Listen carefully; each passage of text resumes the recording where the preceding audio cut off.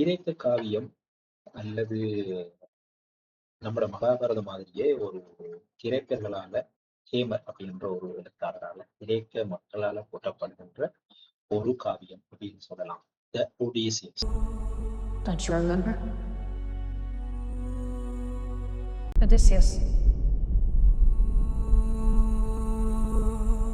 ஓகேங்களா? அந்த மூவி இப்ப பாத்தீங்கன்னு சொன்னா கிறிஸ்டோபர் நோலன் எல்லாருக்கும் தெரிஞ்சிருக்கும் அல்ல கேள்விப்பட்டிருக்கீங்க. ஒரு ஒரு பிரம்மாண்டம் அல்லது ஒரு கற்பனை திறனின் அதி உச்சம் அப்படின்னு சொல்லக்கூடிய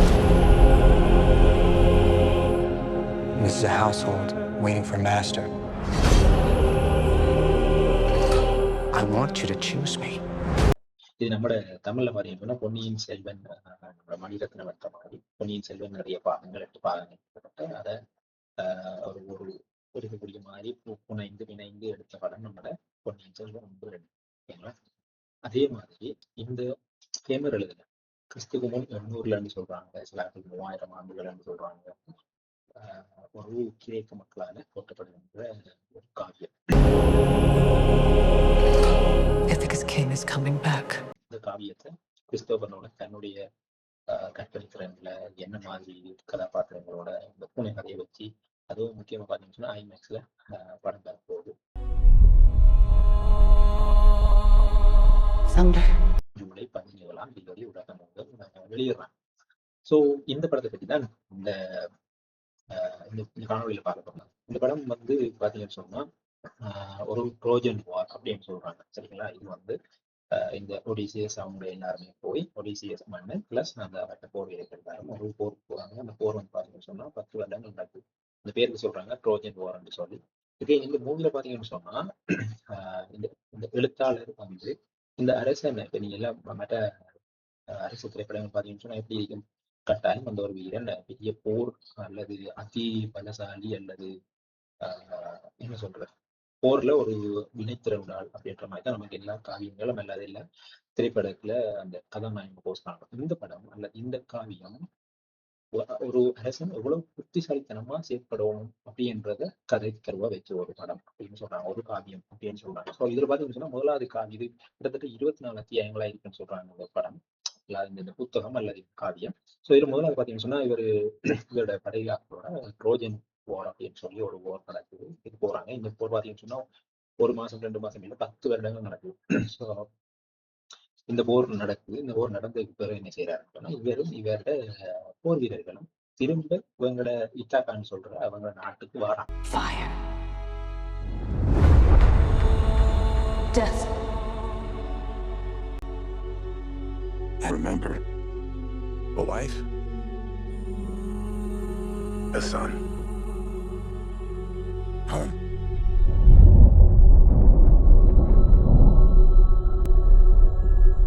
Ithaca's a kingdom waiting for a king. My dad is coming home. Ithaca's king is coming back. Bringing vengeance.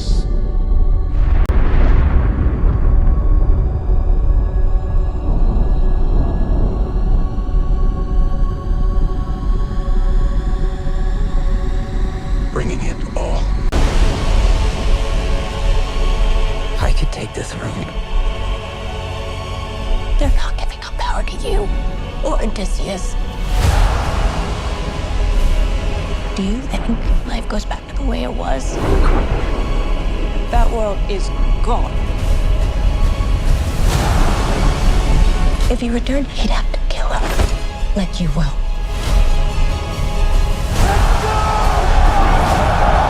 You gods don't.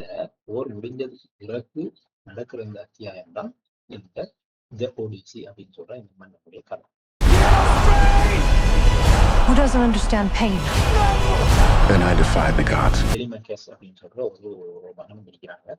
So பாத்தீங்கன்னா இவர் இப்ப அங்க இருந்து கிளம்புறாங்க முதல்ல அத்தியாயம்.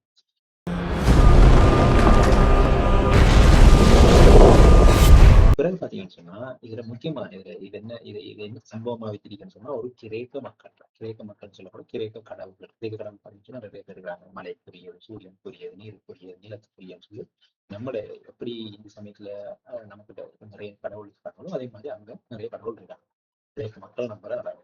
ஸோ இவங்க அதாவது இந்த ட்ரோஜன் போர் முடிஞ்ச பிறகு இவங்க போர் வீரர்கள் அங்க இருந்த கடவுள் மேல மதிக்கல, இவங்க அவமதித்தாங்கன்றதுக்காக வேண்டி அந்த கடவுள் மேல இவங்களை வீட்டை நோக்கி வர்றதுக்கு இடையில எப்படி இந்த போர் வீரர்களுக்கும் ட்ரோஜன் அதாவது நம்மளோட போலீஸுக்கும் எப்படி தண்டனை கொடுக்குறாங்க அப்படின்றத இந்த கதை.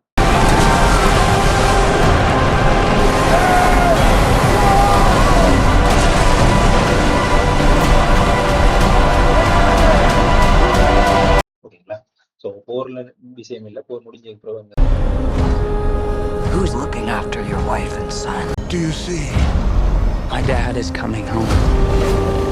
Bringing vengeance. இவங்களை இத்திகான்ற நாட்டுக்கு வரும் வரைக்குமான கேம் பார்த்தீங்கன்னா 10 வருஷம் போர் நடக்குது, பிளஸ் இங்கே வந்து சேர்றதுக்கு 10 வருஷம், டோட்டலா 20 இயர்ஸ் இதுக்குள்ள ஸ்பெண்ட் பண்றாங்க. I can still save them. You're a man who needs to control his fate. But you cannot control this. ரெண்டாவது அத்தியாயம் வந்து ஒரு கப்பல் வந்து புயல் ஆபத்துல இருக்கிற மாதிரி. மூணாவது பாத்தீங்கன்னா சைக்ளோப்ஸ் பொலிபேமன்ஸ் அப்படின்னு சொல்ற ஒரு அத்தியாயம். இது என்னன்னு பாத்தீங்கன்னு சொன்னா ஒரு கண் இருக்கிற ஒரு அரக்கன் அந்த குகைக்குள்ள இவங்க அதாவது இந்த போர் வீரர்களையும் இந்த ஒடிசிஸையும் உள்ளடக்குறாங்க. திரும்பி அந்த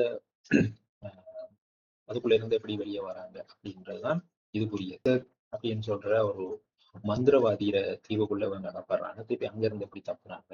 திருப்பி இன்னொன்று பாத்தீங்கன்னு சொன்னா அண்டர்வேர்ல்ட் இதுன்னு சொல்றாங்க அப்படின்னா, அதாவது ஒடிசியஸ் வந்து இறந்த அவங்களோட உலகத்துக்கு இவர் செல்வார். திரும்பி அங்க இருந்து எப்படி திரும்பி இங்க வாராரு அப்படின்ற சொல்லுது.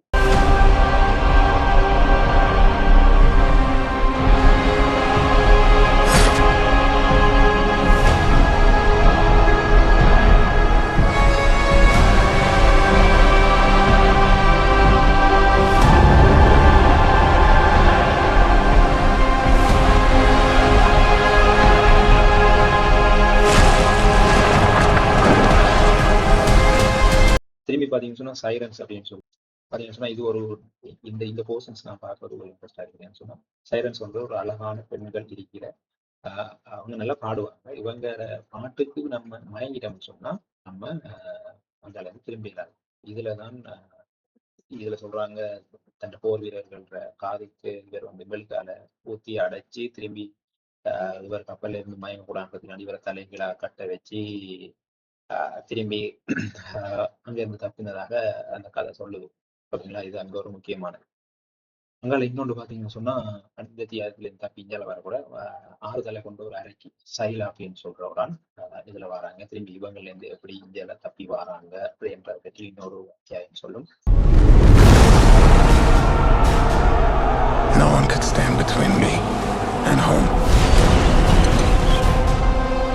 Not even the gods. Keep us free! திருப்பி அடுத்தது பாத்தீங்கன்னா கலிப்சோ. நீங்க எல்லாரும் கேள்விப்பட்டிருக்கீங்க கலிப்சோ. அவங்க ஞாபகம் தெரியல. நம்மளோட பைரேட்ஸ் ஆஃப் த கரிபியன்ல இவர் வந்து கலிப்சோ அந்த அரசிய அதாவது அந்த தேவதையை கட்டி வைப்பாங்க. அப்புறம் அந்த மந்திரத்தால வெளியே வருவாவோ திரும்பி அந்த ஒரு மாதிரி அப்படி அந்த அந்த இதை பார்த்துருக்கீங்க கலிப்சோன்னு சொல்லி. அதே மாதிரி இங்க ஒரு தேவதையை மாற்றுறாரு. அந்த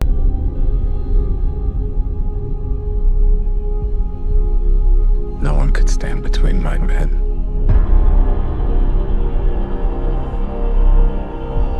and home.